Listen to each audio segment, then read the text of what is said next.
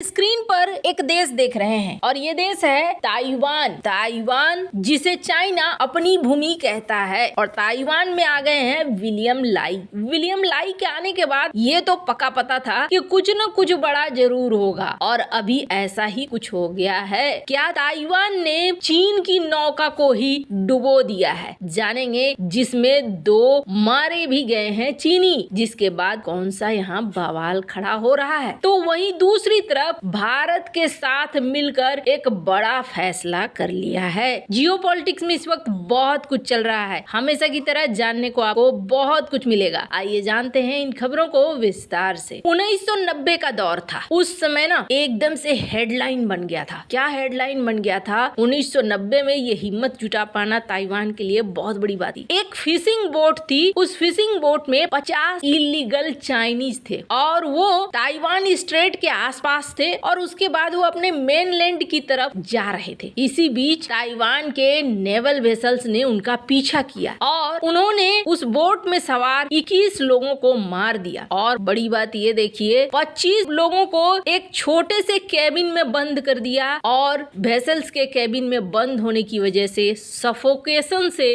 वो 25 लोग मारे गए थे। उस समय भी ये खबरों की हेडलाइन में आया था। आपको अगर लग रहा है कि ताइवान के अंदर हिम्मत नहीं है तो ये एक एग्जाम्पल है। आपको बता दें, विलियम लाई के जीतने से पहले से ही चाइना डरा हुआ था। अब इसका सबसे बड़ा एग्जाम्पल देखिए कि विलियम लाई जीतते हैं और जीतते ही एक छोटा सा देश नरुआ संबंध तोड़ लेता है ताइवान के साथ। जाहिर सी बात है, दबाव होगा चाइना का और चाइना के दबाव के आगे यहाँ झुक गया नरुआ और नरुआ ने संबंधों को तोड़ लिया। अब सवाल उठता है कि क्या ऐसा करने से सारा मामला खत्म हो गया? जी नहीं, सारा मामला खत्म नहीं हुआ। अब तक क्या होता था कि ताइवान को घेर रहा था चाइना, बार बार फाइटर जेट भेज दिया करता था। स्क्रीन पर एक आर्टिकल देखिए। ताइवान ने बोला, हाँ जी, 14 फरवरी का ये आर्टिकल है, हमारे आसपास 14 चाइनीज फाइटर जेट देखने को मिले और ऐसा लग रहा था जैसे कि सब युद्ध के लिए एकदम तैयार खड़े हैं कि अभी युद्ध हो जाएगा, कि तभी युद्ध हो जाएगा। फुल रेडी हैं ये सारे के सारे। अब इसी बीच कनाडा में प्रतिनिधि है ताइवान के हैरी सेंग। इन्होंने एक बहुत अच्छी बात कही है और आई पॉलिटिक्स में उनके दिए गए इंटरव्यू को पब्लिश किया गया। इन्होंने एक बहुत अच्छी बात करी। इन्होंने कहा कि अंतरराष्ट्रीय कम्युनिटी को सामने आना चाहिए। ताइवान पर अगर इस तरीके से एग्रेशन दिखाता है चाइना तो रोकने के लिए आगे बढ़ना चाहिए, वरना ये मत सोचिए कि सिर्फ ये चाइना ताइवान तक ही चाइना की आक्रामकता रह जाएगी। चाइना ताइवान से ये कहीं ज्यादा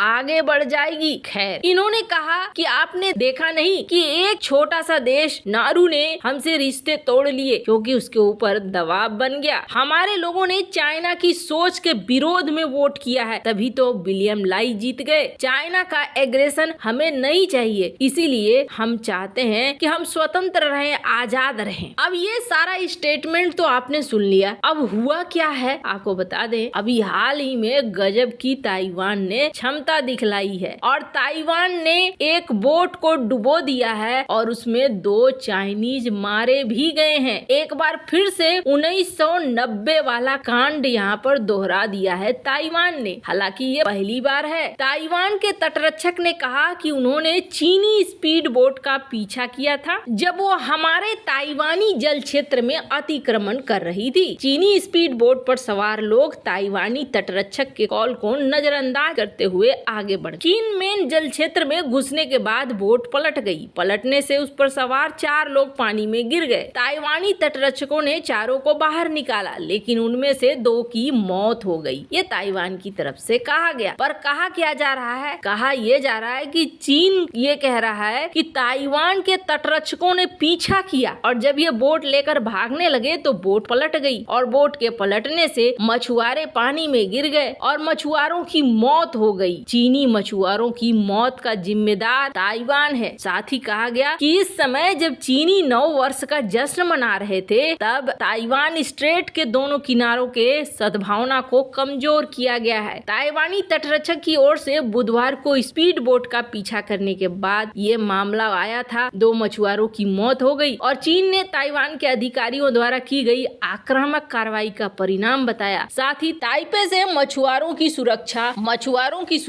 सुनिश्चित की जा सके। है ताइवान ने अब यूं ही ये सब कुछ नहीं किया है। आपको बता दें, स्क्रीन पर आप देख सकते हैं अमेरिका ने ताइवान का साथ नहीं छोड़ा है, बल्कि अमेरिका के अफसर पहुंच रहे हैं ताइवान। खैर, जहां एक तरफ ये सब कुछ हो रहा है तो वहीं लगता है जैसे कि ताइवान एकदम फुल वाले मोड में है। अब ऐसा मैं क्यों कह रही हूँ, आपको बता दें, चाइना कभी नहीं चाहता था कि भारतीय वर्कर जाकर ताइवान में काम करें। भारत की किसी भी तरीके की भागीदारी चाइना को पसंद नहीं है, खास तौर पर ताइवान मामले में, क्योंकि ये भागीदारी कुछ वैसी ही हो जाएगी जैसी चाइना हमारे साथ पाकिस्तान को लेकर कर रहा है या फिर मालदीव को लेकर कर रहा है। भारत और ताइवान ने शुक्रवार को माइग्रेशन एंड मोबिलिटी एग्रीमेंट पर हस्ताक्षर कर दिए हैं और इस एग्रीमेंट के तहत भारतीयों को ताइवान में विभिन्न क्षेत्रों में रोजगार मिल सकेगा। इस समझौते से दोनों देशों के संबंध और प्रगाढ़ होंगे। इंडिया ताइपे एसोसिएशन के महानिदेशक मनहर सिंह लक्ष्मण भाई यादव और नई दिल्ली में Taipei economic and culture centre के प्रमुख बोसवान गिर ने एक वर्चुअल इवेंट में एमओयू पर साइन किया। ताइवान और भारत के बीच इस समझौते से सबसे बड़ी मिर्ची लगेगी चाइना को। आपको बता दें, चीन ताइवान को अपना हिस्सा बताता है और आए दिन आंखें दिखाता है। वहीं भारत चीन की विस्तारवादी नीति का विरोध करता है। ताइवान के श्रम मंत्रालय ने एक बयान में कहा है कि द्विपक्षीय संबंधों को मजबूत करने के लिए भारत और ताइवान ने एक समझौता ज्ञापन पर हस्ताक्षर कर लिया है। दोनों पक्ष पिछले कई सालों से समझौते के चर्चा में लगे थे। सभी कागजी कार्रवाई पूरा करने के बाद ताइवान भारत को एक प्रमुख सहयोगी देश घोषित कर देगा। आपको बता दें, फिलहाल भारत के श्रमिक ताइवान के सहयोगी वियतनाम, इंडोनेशिया, फिलीपींस, थाईलैंड में है। भारत और Taiwan migration and mobility agreement को लागू करने की प्रक्रियाओं को पूरा करने के लिए फॉलो अप मीटिंग होंगे। एक बयान में कहा गया कि फॉलो अप मीटिंग में दोनों पक्ष उन उद्योगों जैसे मुद्दों पर विचार विमर्श करेंगे जिनमें भारतीयों को रोजगार दिया जा सकेगा। इसके अलावा ताइवान कितने भारतीयों को अपने यहाँ नौकरी देगा, इसके लिए जरूरी योग्यता क्या होगी, इन सारी चीजों को अभी लिस्ट डाउन किया जाएगा। आपको बता दें, भारत और ताइवान आपस में फ्री ट्रेड एग्रीमेंट की भी बात कर रहे हैं और ये सब कुछ बिल्कुल भी अच्छा नहीं लगने लगेगा चाइना को, क्योंकि जब हमें अच्छा नहीं लग रहा है कि मालदीव में चाइना की एंट्री हो रही है, तो क्या चाइना को अच्छा लगेगा कि ताइवान में भारत की एंट्री हो रही है। पर दोनों ही पक्ष ने अपनी अपनी ताकत को दिखलाना शुरू कर दिया है। वैसे इन सब मामले में आपकी क्या राय है, कमेंट कर जरूर बताएं। जल्द मिलते हैं अगले वीडियो में नई खबर के साथ।